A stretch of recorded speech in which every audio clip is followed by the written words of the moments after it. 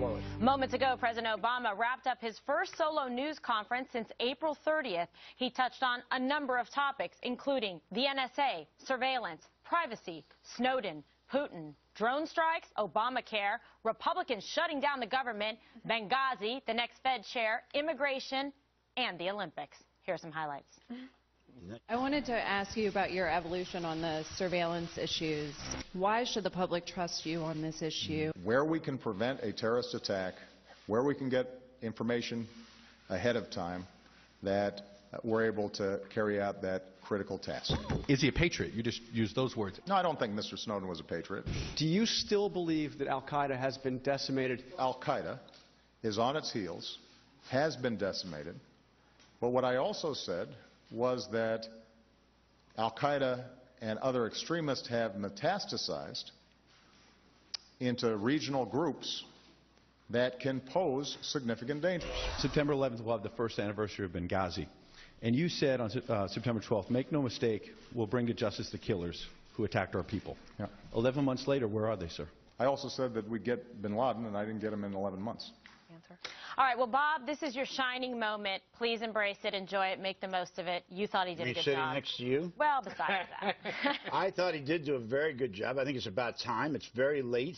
They were obviously very well scripted and rehearsed. I think he could have, I don't know, still Dana's thunder. I would not have jumped on the Republicans during that. But I think his NSA answers, despite the fact that it didn't convince me, or I hope doesn't convince Eric, that he does have a pretty good grip on what's going on with the NSA, and Benghazi was a good answer. Then what was good about it? I know, Bob, that was a little weird. We gave you a moment, and I don't know what happened. What the hell are you talking about? But you just said he didn't convince you, and he hopefully didn't convince Eric, and he shouldn't have done the thing about the Republicans. It's not that. I just don't like the NSA.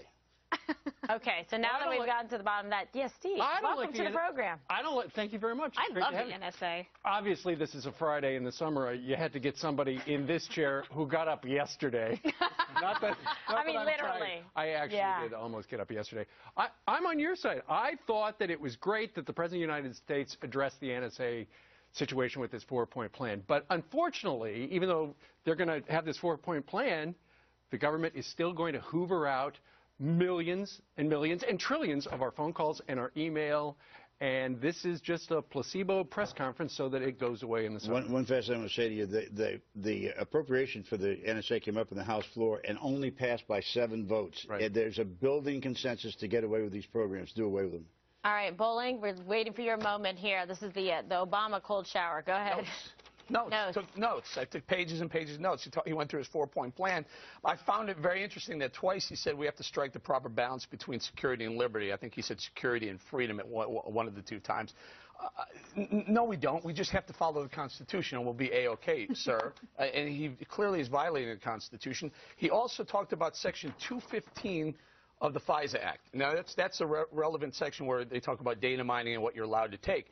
If you just read Section 215, President, it says any application must prove that it's being conducted without violating the First Amendment, wrong, and the rights of U.S. citizens. And the application can only, and it's highlighted, only be used to obtain foreign intelligence information not concerning U.S. citizens. Sorry.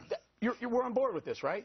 I just can we deduce from that you didn't like this question? I'm simply saying he said one thing, but they're doing something completely different in the NSA, in the DEA. But he said it so well. Well, Dana, talk about that. What do you think of his remarks? Did it come a little bit too late, or did he hit the right points? Because he certainly covered a lot of ground. I think it was 3 weeks too late. I would have said that he should have done this press conference about 3 weeks ago, because when he said that all of these things in Washington were phony scandals, one of them that he was talking about was the NSA issue. Sure. I have defended the president on all of this, and I keep asking, like, could you help us defend you? He did something rhetorically today that he doesn't do often, which is he made very clear he's going to have 4-point plan, and he talked about the 4-point plan. It's just amazing to me that in the summer and August, when you have unemployment at what it is, the part-time jobs issue, and he wants to talk about the middle class, and he is talking about Section 215 of the Patriot Act. Well, that's because we are the press down is all over way down in the weeds. Well, I think, again, he could have done it 3 weeks ago. I would have said that he should have done more about the middle class up at the top. I don't think that the announcement needed to be about this. Can we also, Chuck Todd, before he got smacked around by the president a little bit, I was going to use a different term, but they suggested I not use it. Ask the right question. Ed Snowden, he said, Mr. President, he sounds like you consider Ed Snowden more of a whistleblower now rather than a traitor. And President Obama said, no, he needs to come back and face his accusers. But then he goes through what a great program, the whistleblower program, and all the things he's done to make it stronger. Still, the head of James Clapper, the top dog, Snowden would have reported to, lied to Can we reach a consensus here that this was too late? Some of these questions were not handled well, but a lot of them were handled finally reasonably well and gave people things they wanted to talk about. I don't agree with some of it. But can I ask you something, though? Like Kimberly or anybody else would... the president's remedy, that when he said that he's going to ask the Privacy and Civil Liberties Board to review, is that enough for critics? I mean, is that going to satisfy? Another review board? Is that going to satisfy Sure, anyone? go ahead. Trust Washington. We're going to do that. He hinted at that. I know because I watched Jay Leno, because that's where I go to hear the president speak. You know, that's a week old.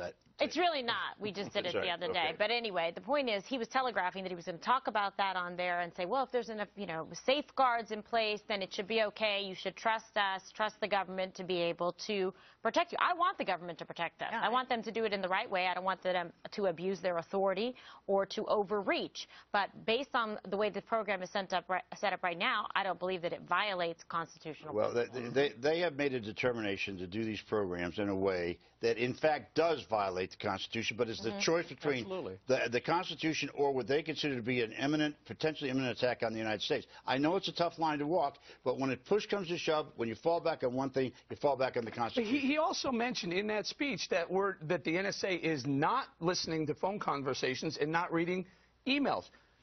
They literally just yesterday told us they're reading the emails. When they have when certain buzzwords triggers a look, they read the emails. An email that's overseas. Do you see final thoughts on this? No. On the press conference or on the NSA? Just on this. Oh, good. No. I'm going to Obama. Nothing. Pass.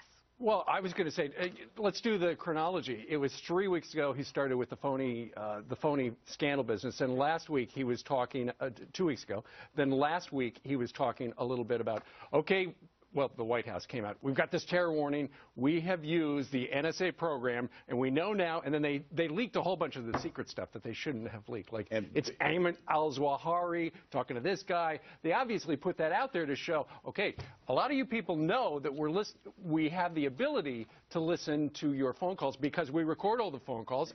And they sit in a Quonset hut someplace.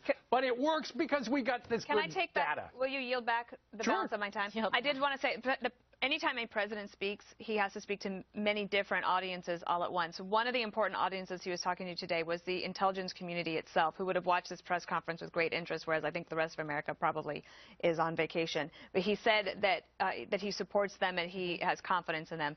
That means a lot to them. I know you're breathing hard, but he's talking to them and he's saying, I have confidence in you and you will continue to be supported by me. Right. That's an important thing for our intelligence community to hear. May I just throw this in there as well? I am so darn tired of President Obama hiding behind the Patriot Act. He keeps saying the Patriot Act, the Patriot Act. This is the Patriot Act on steroids, on human growth hormone. You're for human growth hormone. We're gonna move on from this because my health is getting affected. The Patriot Act was passed with certain parameters, and they're right here. We talked about them. This blows those parameters out of the water. I'm surprised the FISA court allows